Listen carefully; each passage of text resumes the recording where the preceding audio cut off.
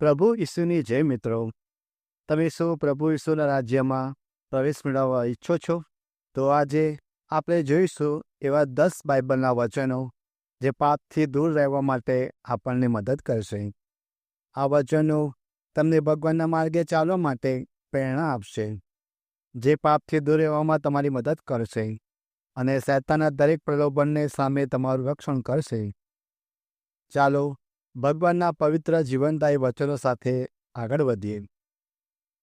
પહેલું વચન યાકોબ અધ્યાય 4:7. એટલે તમે ઈશ્વરને આધીન રહો, શૈતાનનો સામનો કરો, એટલે તે તમારાથી ભાગી જશે. બીજું વચન 1 કોરિન્થ અધ્યાય 10:13.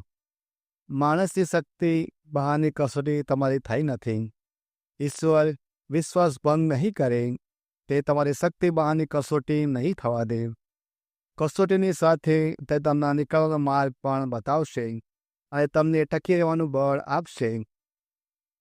ત્રીજું વચન સુભાષિતો અધ્યાય 3:7. તું પોતાને જ્ઞાની ન માનીશ, પ્રભુનો ડર રાખ અને પાપથી દૂર રહે. ચોથું વચન બીજું તિમોથી અધ્યાય 2:22. જુવાનીની વાસનાઓથી દૂર ભાગજે અને શુદ્ધ અંતરથી પ્રભુનું નામ લેનારાઓ સાથે ધર્મપરાયણતા, શ્રદ્ધા, પ્રેમ અને શાંતિને તારું લક્ષ્ય બનાવજે. પાંચમું વચન યોબ અધ્યાય 31:1. મેં મારી આંખોને હુકમ કર્યો છે કે એમણે પરસ્ત્રી પર નજર નાખવી નહીં. છઠ્ઠું વચન તત્વદર્શી અધ્યાય 12:13. અંતે એટલું જ કહેવાનું કે ઈશ્વરથી ડરીને ચાલવું અને તેની આજ્ઞાઓ માથે ચડાવવી.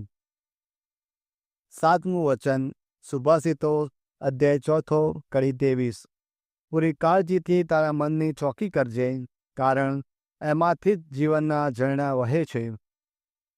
આઠમું વચન રોમ અધ્યાય 6:23. કારણ પાપ પાસેથી મળતી મજૂરી એટલે મૃત્યુ, પણ ઈશ્વર પાસેથી મળતું કૃપાદાન એટલે આપણા પ્રભુ ખ્રિસ્ત ઈસુના સાયુજ્યમાં શાશ્વત જીવન. નવમું વચન માર્ક અધ્યાય 14:38. તમે સૌ જાગતા રહો અને પ્રાર્થના કરો કે તમે કસોટીમાંથી પાર ઉતરો. આત્મા તો તૈયાર છે, પણ દેહ દુબળો છે. 10મું વચન યાકોબ અધ્યાય 1:12. કસોટીમાં જે ટકી રહે છે તે માણસ પરમ સુખી છે, કારણ કસોટીમાંથી પાર ઉતર્યા પછી ઈશ્વર તેને ઇનામમાં જીવન આપશે, જે આપવાનું તેણે પોતાના ભક્તોને વચન આપેલું છે.